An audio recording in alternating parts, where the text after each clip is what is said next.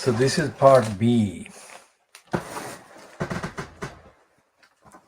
of the Khoodeelaar television channel, World Exclusive Diagnosis of Fleet Street,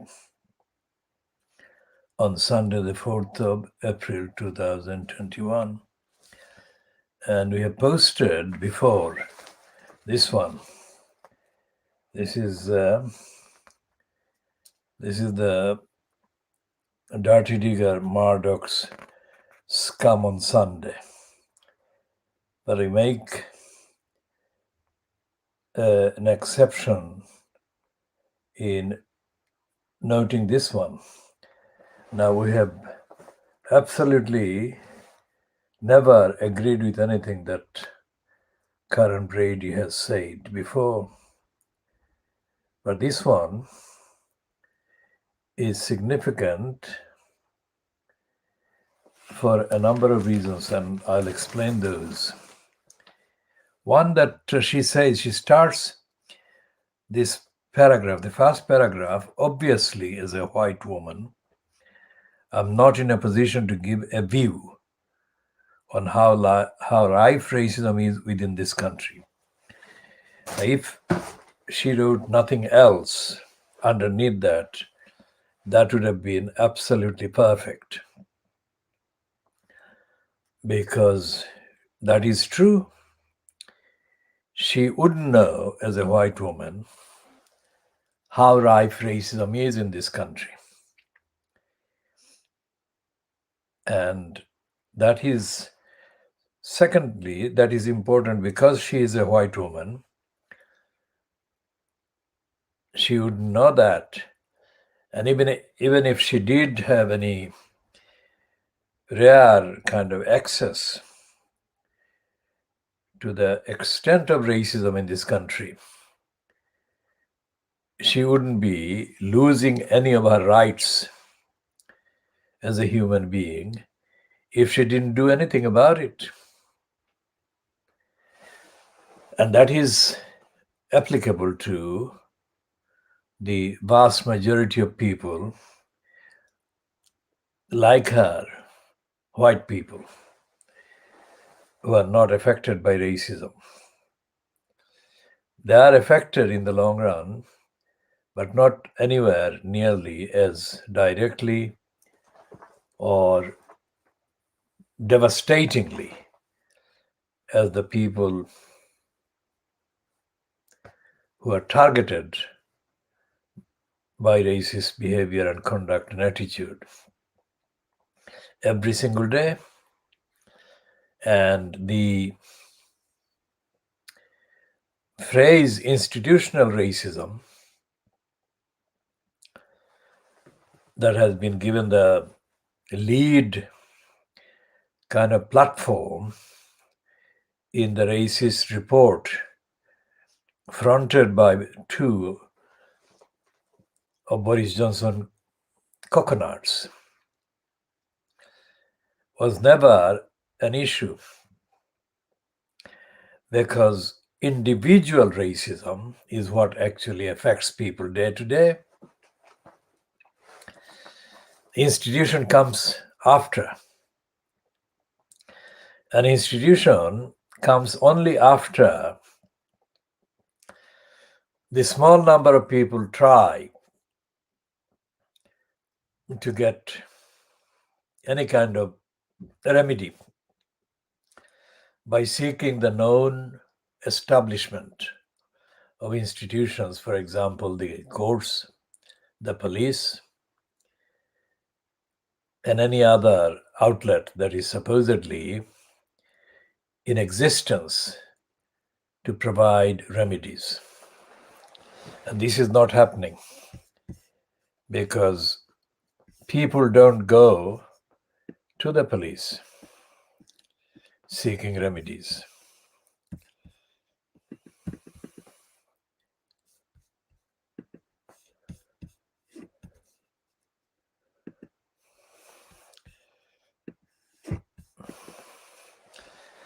And if people went to the police won't respond. So this was not something that ordinary people would have discussed at any length, or at first, or as the first aspect or item in the discussion about racism. So when the racist Fleet Street, Daily Mail, the Scum, and others said that Boris Johnson had discovered that Britain was not an institutionally racist country, they were adding an aggravational kind of facet to an already racist report. And Karen Brady is not somebody that would normally write anything about racism, and most certainly not anything that could be cited and quoted as opposing Boris Johnson or the Conservatives.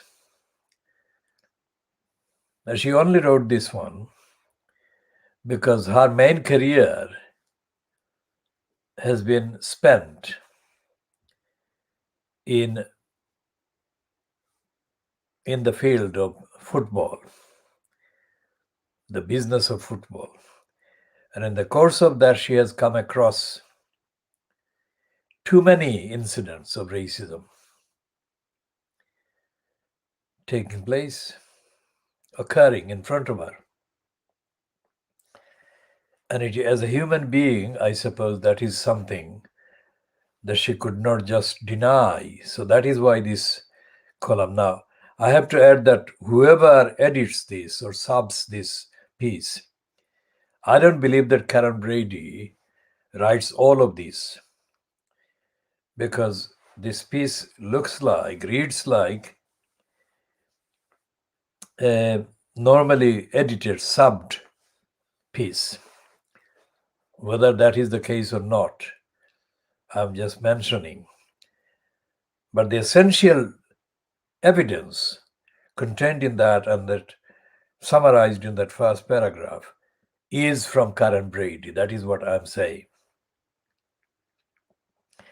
Now, there are other people like Karen Brady, white persons, men or women, who could have written similar pieces based entirely on their evidence, which would have exposed Boris Johnson's racist report for what it is, a racist cover-up. And as Doreen Lawrence has said, it gives the green lights to racists. So the fact that people in the kind of society in the country have essentially kept quiet about their knowledge of racism shows that there is both individual and institutional racism in this country. Not only that, racist incidents are on the increase. And we go back to the discussion about the Black Lives Matter, within quotation marks, movement in the UK. And we go back to discussing various attempts that I have been involved with in creating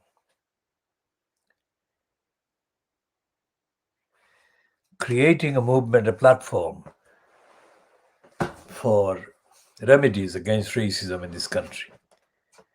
Remedies including education and the extensive programs that I have been involved in setting up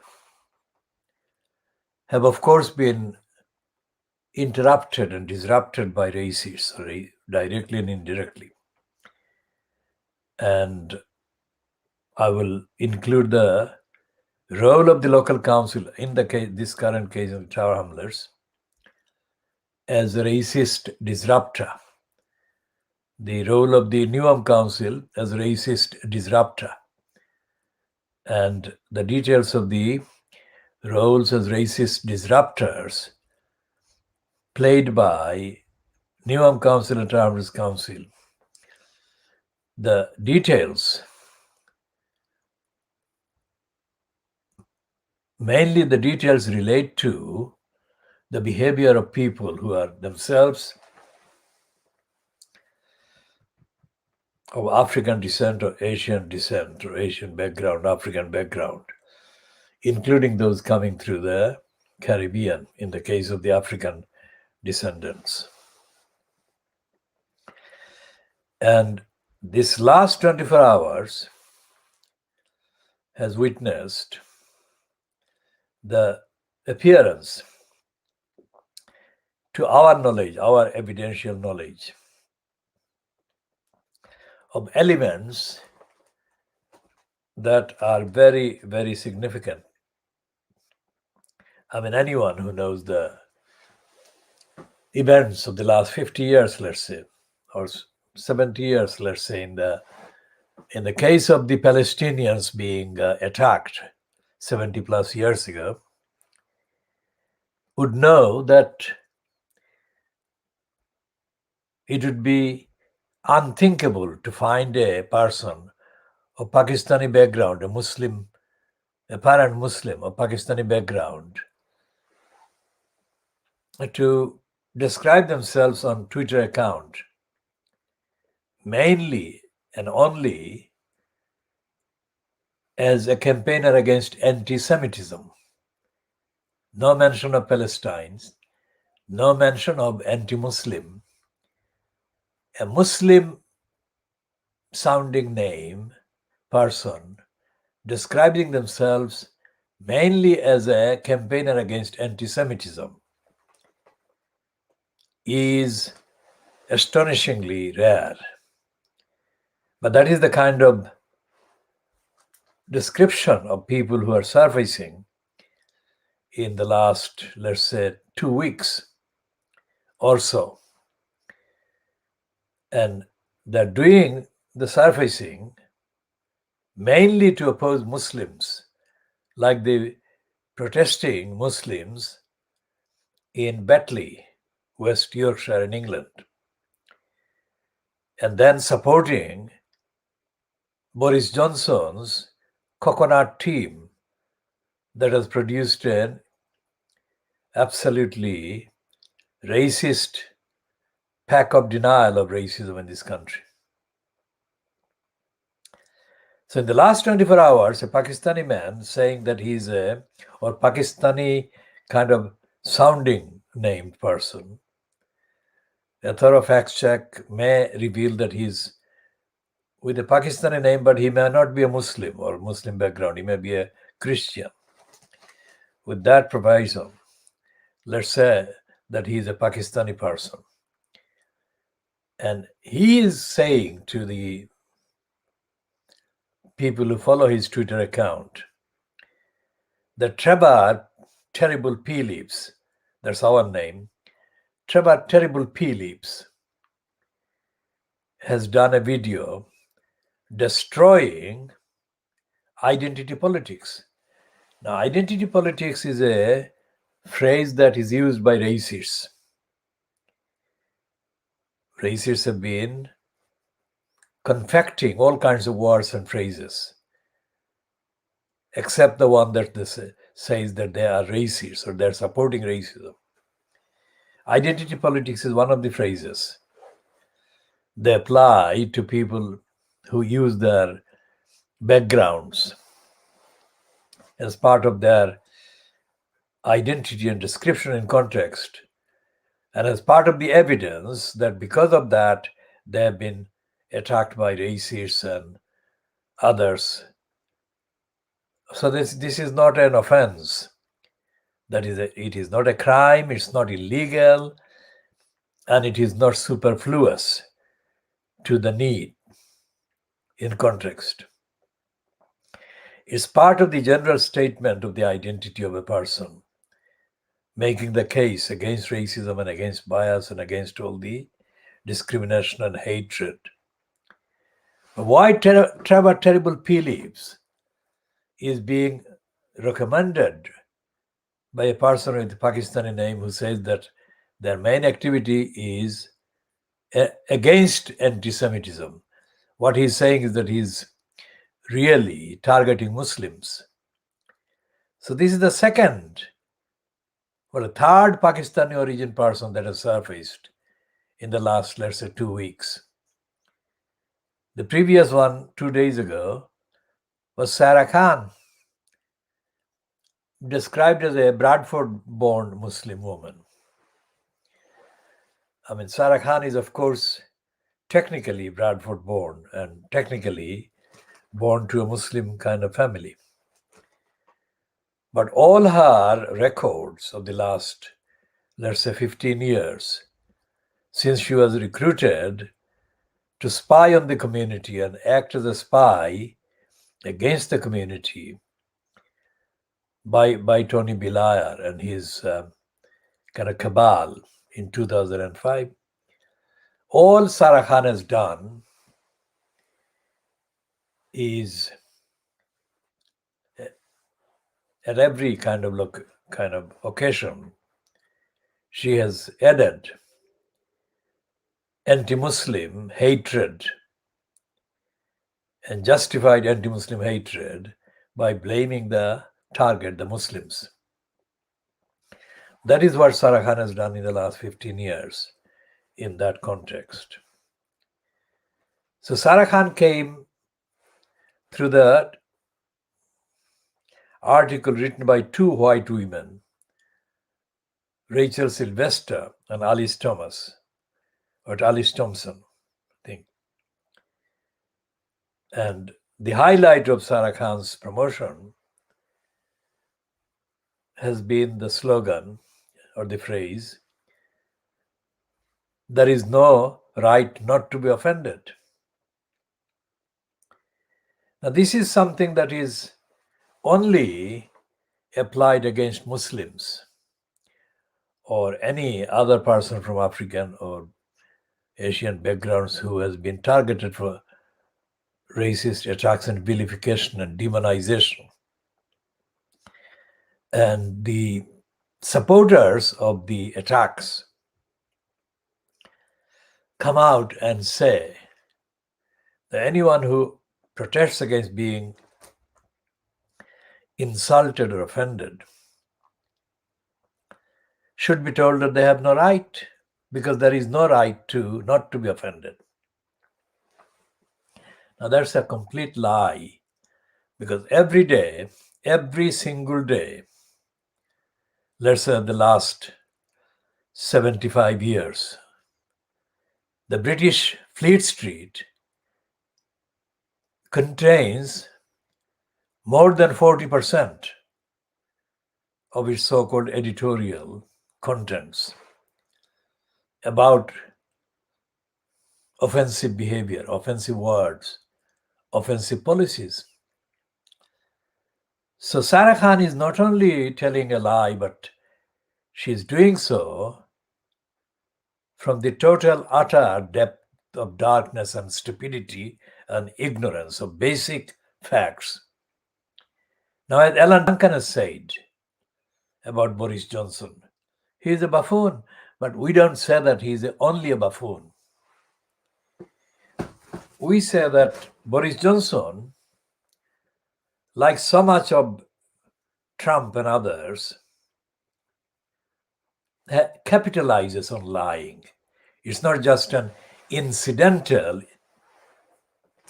kind of act that he lies, but he lies as his stock in trade. He lies and he denies and he does all the other related things, as Jennifer Arcuri has said to the Mirror Group, that when he tried or discussed kissing her in the street, Johnson replied, words to the effect, because I'm not reading the actual transcript or text of what the Mirror Group has published. I remember what they published, but the main thing is that he turned around or he told her, Boris Johnson, because it was a time when he was still incumbent as the so-called mayor at the expense of London. So he said words to the effect that he was the mayor and it was his city. He said that London was his city. He meant it in a proprietorial way, not in a general common way of being a person living in London or existing in London. But he said that as if he owned London. And it was followed by that statement, or that part of the statement was followed by the assertion that, and quoting him, I don't care. Now, Boris Johnson doesn't care, not just about the fact that it would be an embarrassing, offensive act for him to kiss in public. Not only that, as everyone knows, London has got, according to various reports, over the last 10 years, the largest per capita number of CCTV cameras in the whole world. So if he was kissing his mistress while he was very much officially married to Marina Wheeler, that could be one of the things that he shouldn't have done, because it could be cited in evidence against him on any kind of grounds. Now, if somebody like Boris Johnson doesn't care in that way, then you can imagine, or it can be imagined, that he would not care about anything else either. For example, when he was confronted with serious questions about why he insulted and made offensive remarks against Muslim women who wore burqa, he said, he didn't give any reason. He said that is what he believes.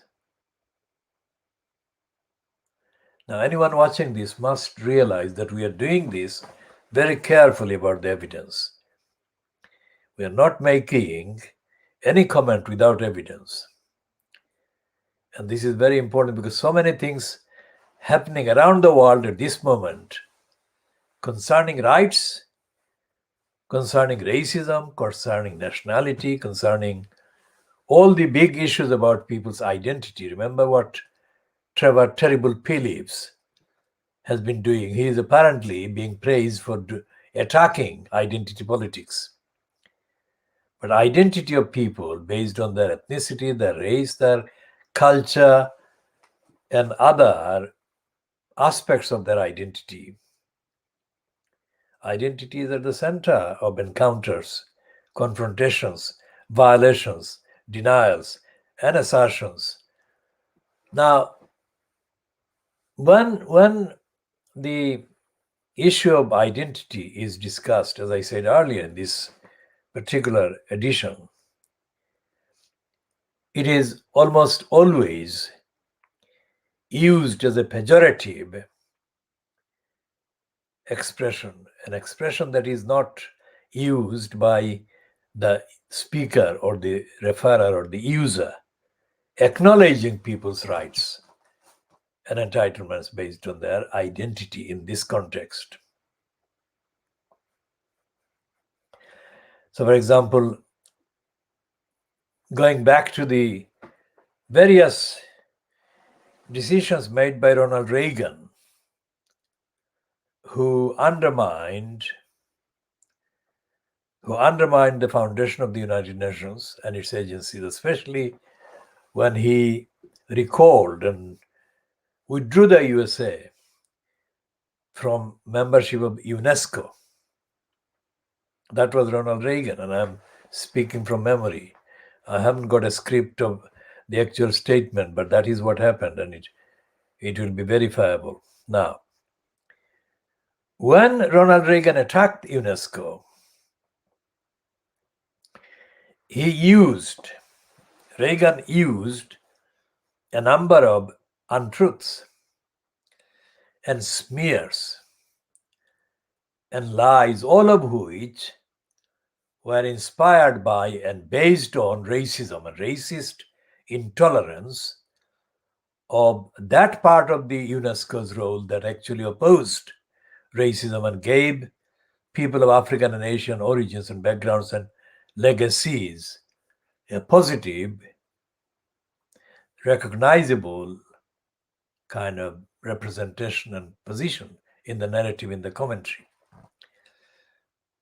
The UNESCO didn't cost the USA anything, even worth mentioning, as compared to the trillions of dollars, even that time when Reagan was in post, the US state wasted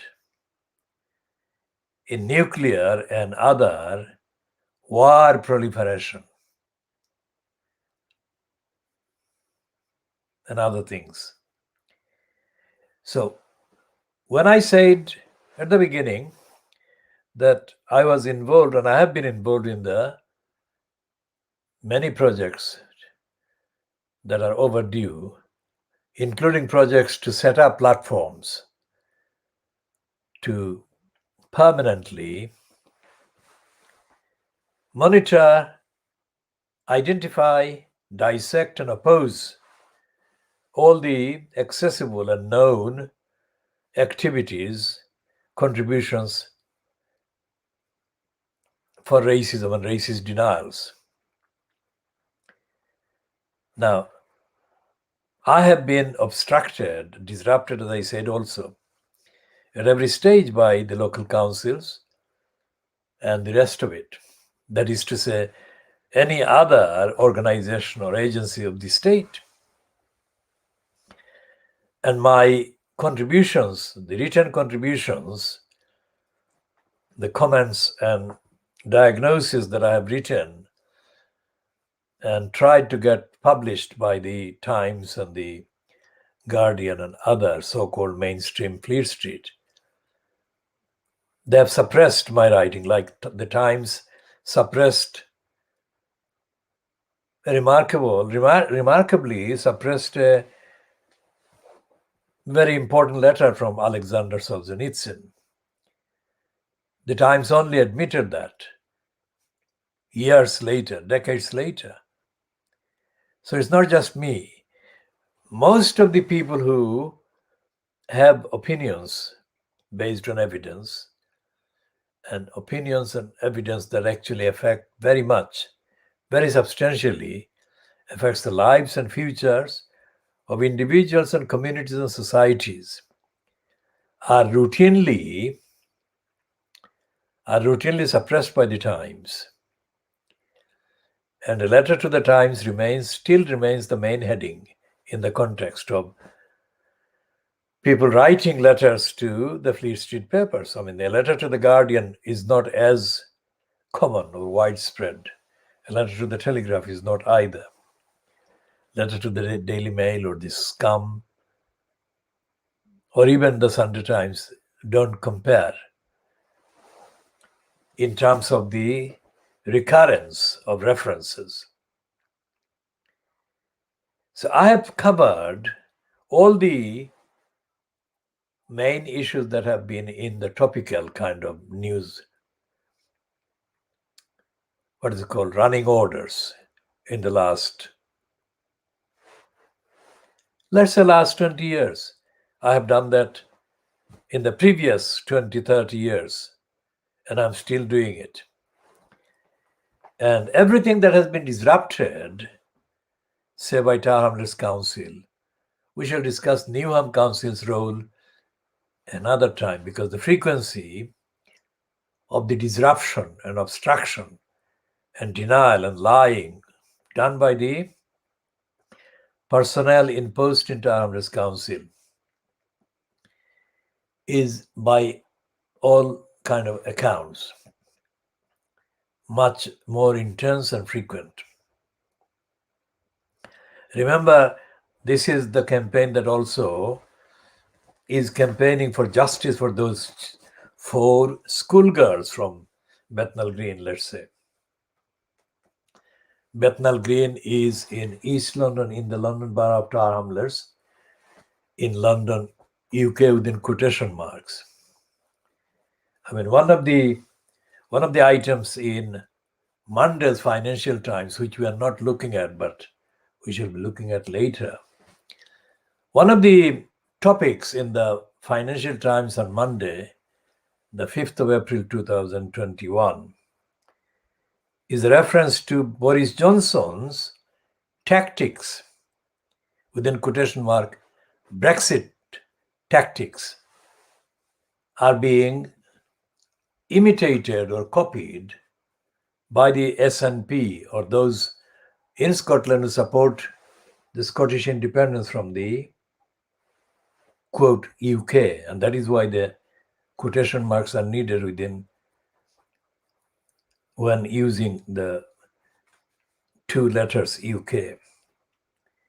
That Johnson is being haunted or hounded or being kind of attacked politically, tactically by the SNP and the others who support the cause for an independent Scotland, who are using some of the remarkable tactics that Johnson used in his Brexiteering lies. I mean, the Financial Times doesn't use the word lies against him, but that's what they mean. Or that is what contextually the phrase on the item they are running in Monday's Financial Times means. So when we are talking about these girls, Shamima Begum and her 3 friends, 2 friends that she was photographed with in February 2015, and the other one who had left the UK in December 2014, and whom these 3 girls met not long after they arrived in Syria themselves. So we are campaigning, this campaign by the Khoodeelaar campaign, calling justice for Shamima, actually should be treated as a campaign for justice for the other 3 girls as well, so the 4 girls.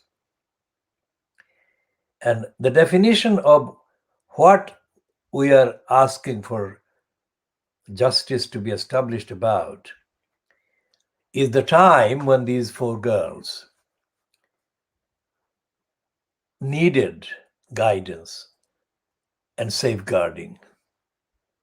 When we now know, we don't know the full details of what actually happened, but we now know that they were targeted directly and indirectly from people operating in Tower Hamlets itself. We didn't know this until we checked in the last fortnight. We checked the entry on Sharmina Begum, the one that had left the UK in December 2014. Until we checked the entry on the Wikipedia online about her. And it was in that entry that we found the reference to the complex called the East London Mosque. It's a building complex in the Whitechapel Road, not very far from the Aldgate Eastern exit underground station. And we read in that entry in the last fortnight, because we have saved the copy, so even if Wikipedia has been approached by anyone and persuaded to remove that particular entry, it won't change anything because we have got the evidence already. And anyone trying to be clever to confect a denial won't succeed because the item has been publicized already by us and by others that we are in contact with, let's say. So that entry we read for the first time in the last fortnight, let's say. And for the first time, we read that two women belonging to a thing called Sisters Forum, not the Sisters Forum, but it just says Sisters Forum, and based, it says, in the East London Mosque. It doesn't say the London Muslim Center, it says East London Mosque. So remember what location it is saying. And it says that these two women targeted Sharmina quite extensively. You don't have to hear the actual words all over again because we have said this before we've read the thing. So when Shamima and the other two friends of hers arrived in Syria, the entry says they met Sharmina Begum.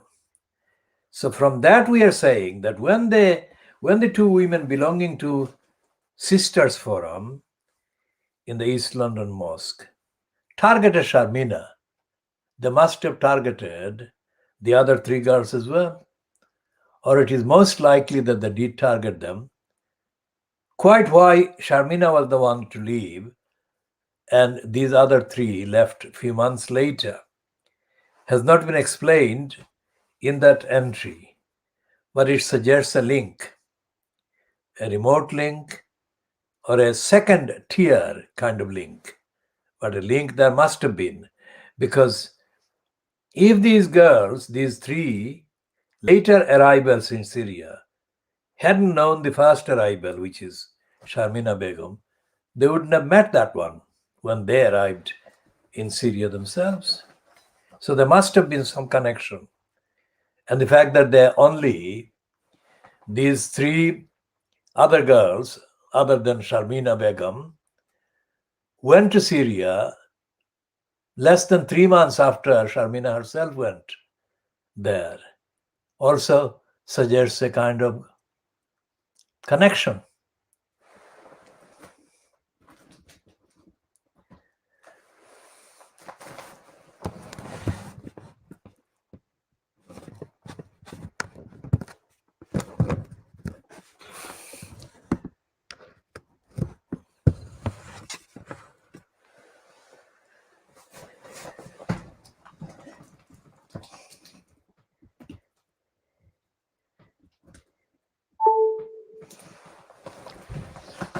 So, when Tower Hamlets Council discovered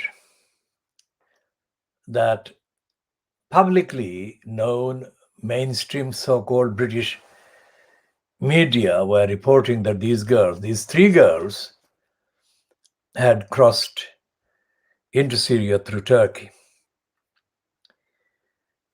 they should have acted. To what extent they should have acted, we are not saying specifically because there was no action by them. So we don't know what they left out or what they didn't leave out. The bottom line is that they didn't act in accordance with their duties to safeguard these children according to the law and according to the needs of these children. And the needs could not be defined by us. It could only be defined by the actual situation in which these girls were at every stage. And the fact that the Wikipedia entry refers to the East London Mosque and the Sisters Forum suggests the Tower Hamlets Council and its paid employees for carrying out the service to safeguard children should have made inquiries and should have established the basic grounds and the circumstances that applied to the safeguarding action, emergency action to be taken to safeguard these children. They didn't do that. Now, that was 2015 when the news was published first time, as far as we are concerned. And in the time from February 2015 up to the 26th of February 2021, when the Supreme Court ruled against Shamima Begum, there had been 6 calendar years. And as far as can be established, Tower Hamlets Council has made remember what we are saying, no public statement about these girls. And the fact that it hasn't made any public statement about these girls is a fact that has been made known by us, nobody else. And we have been making various statements about the role played by Tower Hamlets Council, or the role that should have been played by Tower Hamlets Council but wasn't played by Tower Hamlets Council as the local council that is responsible in law for providing service to safeguard children in any level, any state of need, urgency, emergency. As far as we know, the various licensed law traders that have been actually in contact with Shamima Begum or have been in contact with Shamima Begum's particular part of the family still in the UK, because her father reportedly is not living in the UK anymore. That is the publicly known kind of evidence. Whatever the contacts the licensed law traders made, whoever they were, with anyone relating to Shamima Begum in terms of family, those licensed law traders didn't make any reference to the role played or not played by Tower Hamlets, the local council.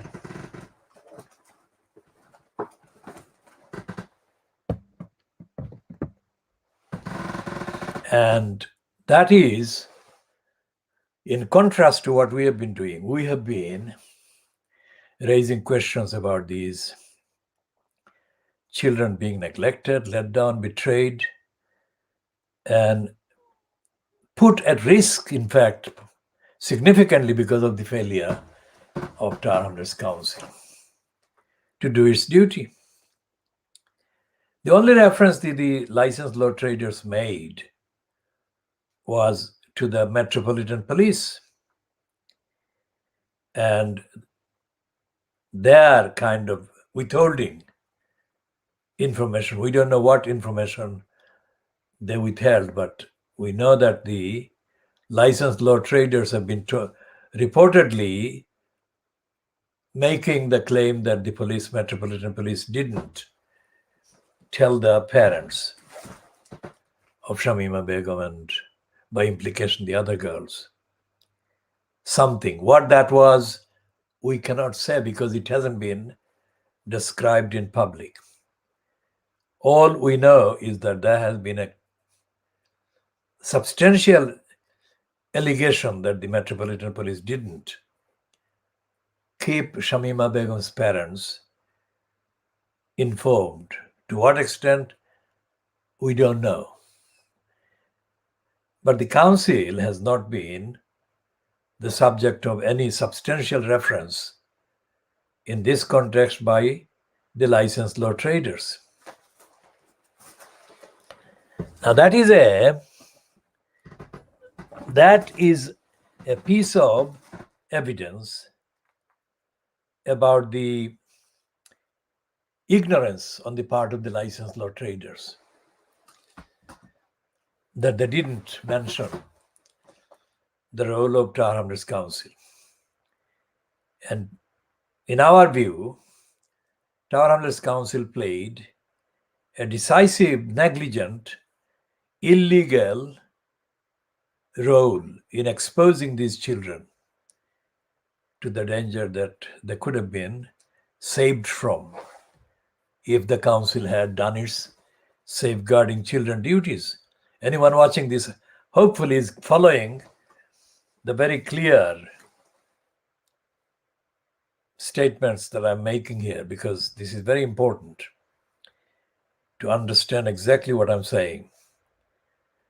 And everything that has been, if you like, reported since the 26th of February 2021 about the sighting of Samima Begum wearing so-called Western clothes, and the various aspects of the kind of statement either she made or the reports contained in a documentary produced by a woman with a Spanish name or background. All of those we are following when we are noting as reference whenever we come across anything. But we are not confusing, and we don't want anyone to confuse these events and these references with the clear duties, safeguarding children duties, the Tower Hamlets Council owed for years and didn't deliver the safeguarding duties. And we are saying that because the East London Mosque is known to Tower Hamlets Council, the fact that the East London Mosque was allowing the grooming of Sharmina Begum, even one child being groomed is one child too many. The fact that even one child was groomed, and that one is certain because that is in the entry in the Wikipedia. The fact that Sharmina Begum was groomed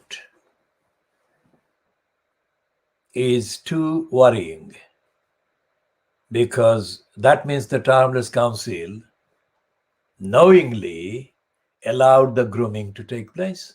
Remember what we were saying just now. It's not just the Tower Hamlets Council failed to safeguard the children. We are saying the Tower Hamlets Council politically colluded with the grooming environment being maintained at the East London Mosque. Remember what we were just saying? Now, Tower Hamlets Council is guilty of colluding with the grooming of Sharmina Begum because during the years of their childhood, and this is very much Sharmina Begum's childhood we are talking about, during the years or during the period or years up to December 2014, when she was groomed to travel out of the UK and arrive in Syria. She was very much a child. And that time, that period, whether it was 1 year, 2 years, or longer, corresponded. That is, it took place at the same time as Tower Hamlets Council at that executive mayor level, was very much in direct contact with the East London Mosque. So, what was What was the reason? Because there cannot be any reason, but we have to ask rationally and forensically, what was the reason that might have existed? We are saying it didn't. There was no reason that could exist, but we are saying, by way of asking, what reason existed for Tower Hamlets Council to knowingly allow the dangerous act or acts of grooming of Sharmina Begum to take place from the East London Mosque? So you can rewind and see what I've just said. I'll go on to say that the reason we say the Tower Hamlets Council at the highest political executive level was in very regular contact with the East London Mosque. We are meaning by that the involvement of the executive mayor in post, who was a known supporter and contact of the thing called Tower Hamlets Council of Mosques. The Tower Hamlets Council of Mosques had an input, of course, a big input in terms of the number of people who attend the East London Mosque as simple worshippers. So the Tower Hamlets Council of Mosques has had and does have a bigger than average weight and size of involvement in the Tower Hamlets Council of Mosques, including the fact that the Tower Hamlets Council of Mosques has invited the executive mayor incumbent to its meetings and functions. So, what was missing from the functionality, the capacity to deliver the duty on the part of Tower Hamlets Council that allowed the grooming of Sharmina Begum? And the details of the grooming are summarized in the entry, in the Wikipedia entry about her, because it was quite extensive and it went on for some time. I mean, what was the purpose of the connection between Tower Hamlets Council's executive mayor and the relationship between the executive mayor and, by implication, the Tower Hamlets Council's relationship or Tower Hamlets Council administration's relationship with the Tower Hamlets Council of Mosques, of which the East London Mosque is the biggest member? Why did they allow the grooming of Sharmina Begum? Was that relationship done or based on the kind of agreement between the Tower Hamlets Council and the Tower Hamlets Council of Mosques that they would ignore such grooming going on, or they would distort the evidence of such grooming going on? Was there any third party or parties involved in the relationship between Tower Hamlets Council administration and the East London Mosque? We have to clarify that by East London Mosque, we do not mean the people who go to the mosque to say prayers, the people who ordinarily go to the mosque to say prayers. We mean the people who control the access and treat the East London Mosque as their property, which they shouldn't, but they do. So why did the Termless Council administration, fronted by an executive elected mayor, allow the grooming of the child, Sharmina Begum, to take place and to go on?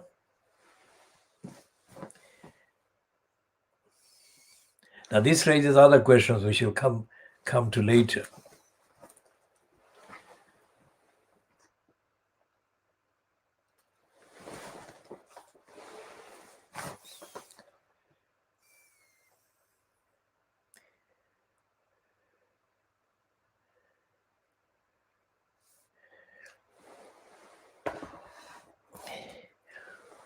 Termless Council has got a different incumbent in the post of mayor, different than the one that was in post until the 23rd of April 2015. So remember, the Sharmina Begum went to Syria during the period when Lutfur Rahman was the incumbent in the post of elected executive mayor. And Lutfur Rahman is known to be a close associate of several members of the Termless Council of Mosques, including Maulana Shamsul Haq. And anyone watching this program previously would recall that the references have been made in this program, not in this edition, but in previous editions of this program, to the episode of the same Maulana Shamsul Haq being caught lying during a witness or evidence giving session before the election commissioner, the licensed law trader Richard Morey, during 2015. Because just before the election commissioner Richard Morey declared that Lutfur Rahman was to be sacked because he was not deemed to have been properly elected, lawfully elected mayor at the 22nd of May 2014 mayor election. That ruling by Richard Morey was based on quite a long list of evidence, including the evidence that Maulana Shamsul Haq and the Baroness Paula Munzila Uddin were among the two of the liars that had appeared before him to give evidence certifying the good character of Lutfur Rahman. Those two were caught lying and were condemned as liars in open court. So it's not like we are making up these things. These are all on the records. And Maulana Shamsul Haq was called a liar, in effect. I'm not quoting because I haven't got the script in front of me. But in effect, and it was reported as having been called a liar because he was accused by the side of the petitioners against the mayor post holder Lutfur Rahman, that he had asked the voters concerned before the 2014 so-called mayor election that to vote for Lutfur Rahman as the candidate for mayor was a religious duty based on the faith of the Muslims. It was a spiritual or spiritually carried out crime, offense. So when this was put to Maulana Shamsul Haq, while he appeared as a certifier of Lutfur Rahman's character, it was put to him that he had done that. He had asked people to vote for Lutfur Rahman at the election on the 22nd of May 2014. Shamsul Haq, Maulana Shamsul Haq, he, first of all, initially denied having done that. So a little while later, after the research was done during the hearing, and it was established that Maulana Shamsul Haq had been on the video, on a recorded video, saying what the petitioner side alleged he had done. And Maulana Shamsul Haq said, if the video shows I have done that, then I must have done that, or words to that effect. Now, this is the evidence. It's not something we are making up or we are paraphrasing. That is the evidence. So if that is the evidence of clear dishonesty and corruption by such a witness who was appearing as a kind of Islamic scholar and an Islamic alim, leader, then it follows that it is quite possible that the Tower Hamlets Council of Mosques, of which Maulana Shamsul Haq has been a leading member, if not the leading member, was himself quite likely to have been aware of the activities that went on in grooming Sharmina Begum. Because Maulana Shamsul Haq is very close to those individuals who control access to the East London Mosque. And Maulana Shamsul Haq has got a very well-established record of very close and persistent access to the personnel controlling the East London Mosque.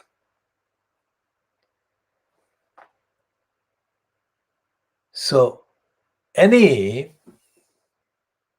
generally responsible person in the council would have wondered what was going on in the East London Mosque. If they didn't, then the opposite conclusion must be drawn, that they were participating in any kind of activities that they thought they could hide, they could conceal from scrutiny. And we are asserting this because when we spoke to, or let's say when we made contact with one or two current councillors, and who are kind of both under the influence of the current incumbent in the post of the elected mayor, and we asked them to answer a number of simple questions about what action the Tower Hamlets Council did or didn't take in safeguarding these children. These two councillors, because we have only spoken to two councillors in specific terms, did not reply exactly. And they haven't replied to us at this time, which is 12 minutes to midnight on Sunday, the 4th of April 2021. Now, if these councillors didn't have anything to hide, why haven't they replied in terms? Why haven't they said? The only thing they have said is that when these girls crossed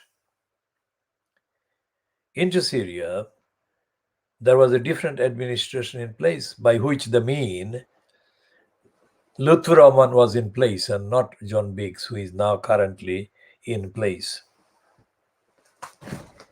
To us, that is, if they said that, that would be noted, but we would not accept that, because our question is not about Lutfur Rahman only.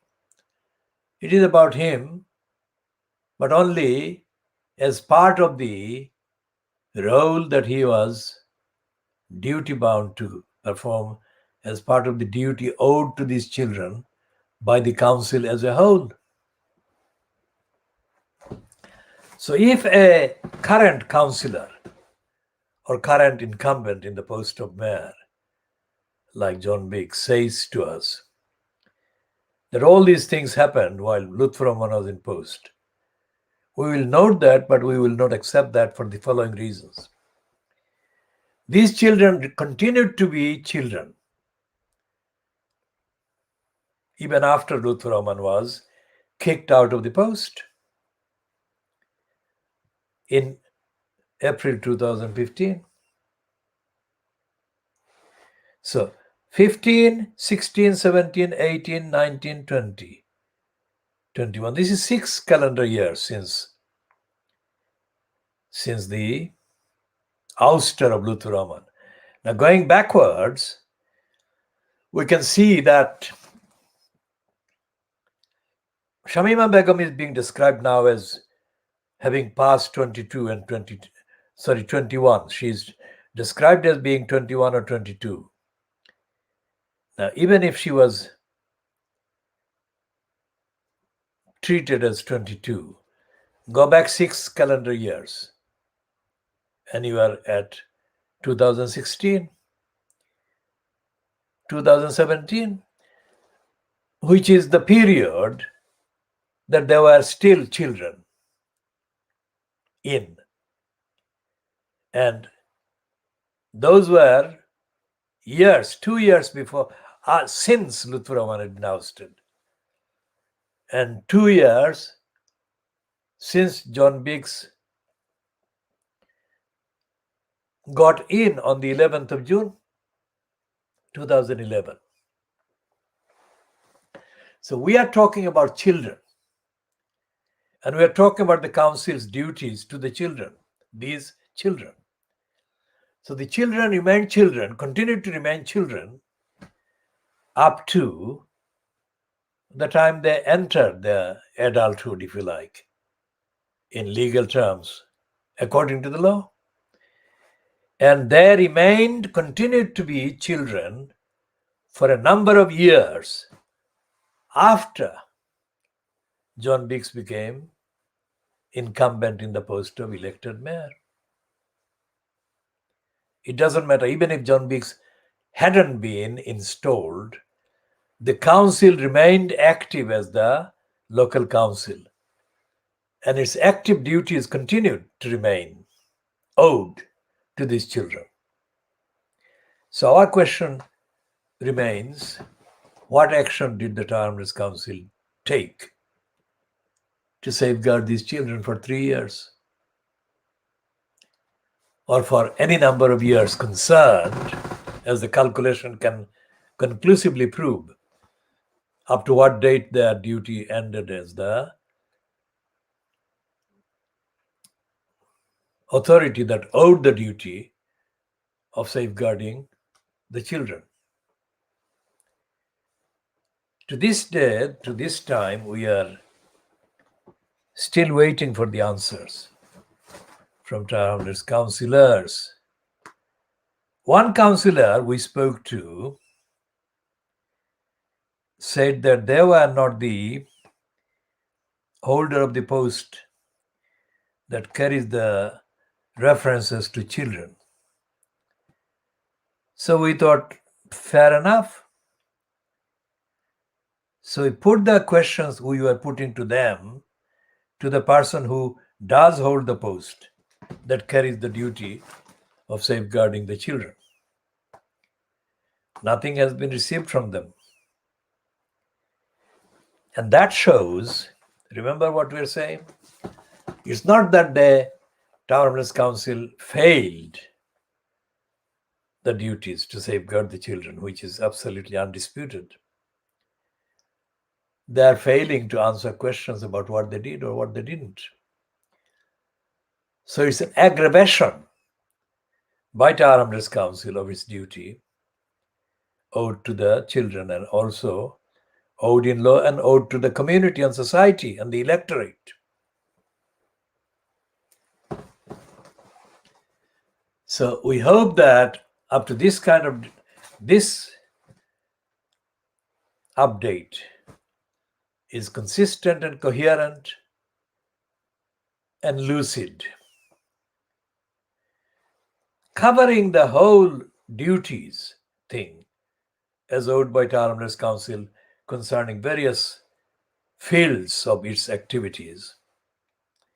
I can say on the evidence that the people who are in posts, various posts, including the post of mayor, elected mayor, whoever the elected mayor at the time may be, that these people are in posts by essentially operating as being in denial of their duties. And the elected councillors in post at any given time generally are not any different in terms of their attitude, as has been seen over the years and as has been seen in this particular relation, because quite apart from us raising the questions about Sharmina Begum, effectively Sharmina Begum, Shamima Begum, and the other two girls, no known member of the electorate has raised anything like these questions. And that includes the two kind of councillors in elected posts as councillors from the Conservative Party, and the two that are not currently kind of members of anything active, but they do have council posts. One is Rabina Khan and one is Harun Mia. The Harun Mia is the one that is still a councillor, not Muhammad Harun, who ceased to be a councillor when he went to jail for housing fraud. But the two councillors, Rabina Khan and Muhammad Harun Mia, both from the Shadwell ward, to our knowledge, have remained silent about the council safeguarding duties as owed to the four Bethnal Green school girls, as have the two Conservative Party-linked councillors, Peter Goulds and his colleague.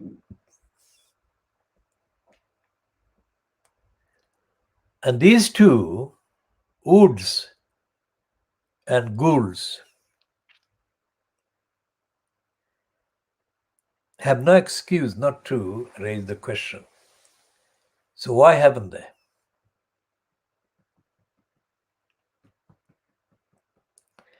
And this applies to both Rabina Khan and Harun Mia. Why haven't they raised the questions? We shall be asking about these questions and these councillors' role continuously until they actually make public what they have done and what they haven't done, and why have they not done what they should have done.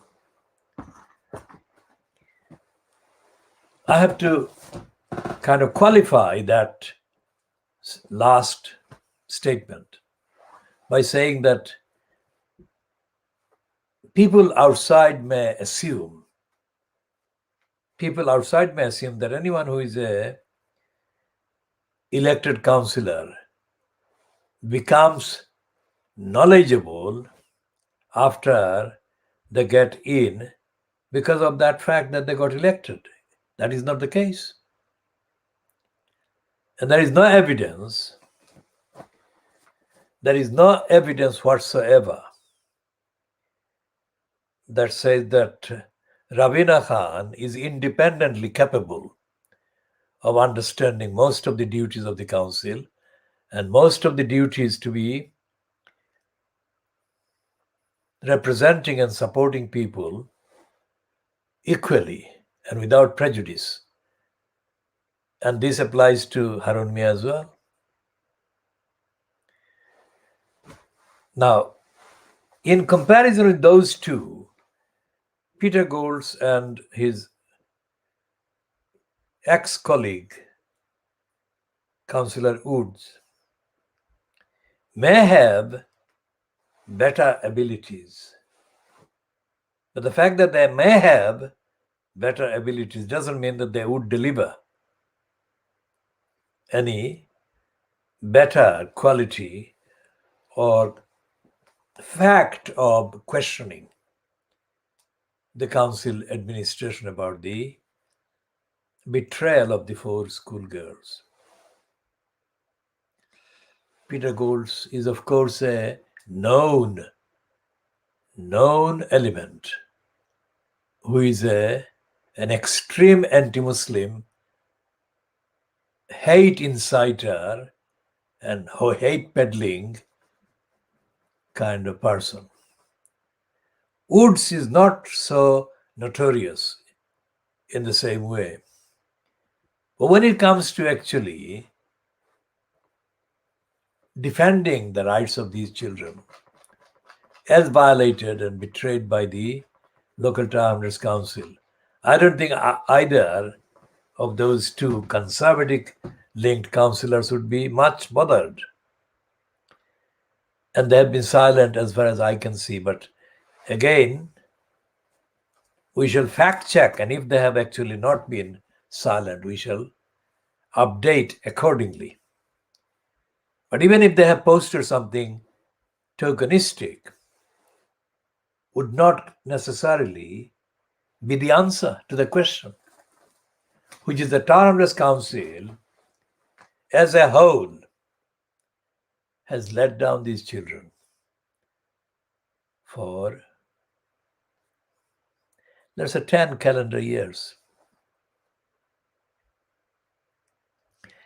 And when we say 10 calendar years, we advisedly refer to the start of the corrupt elected mayor post that was foisted first time on the council in October 2010.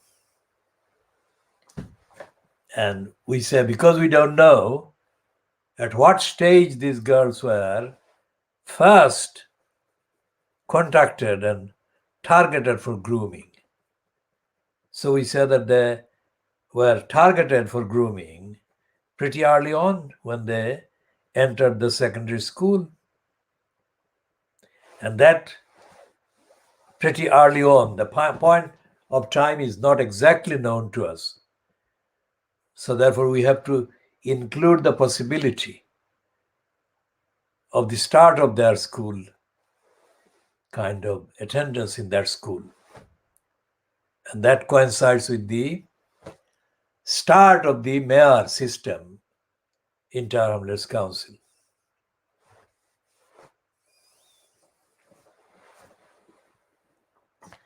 So we've discussed Rabina Khan and Harun Mia.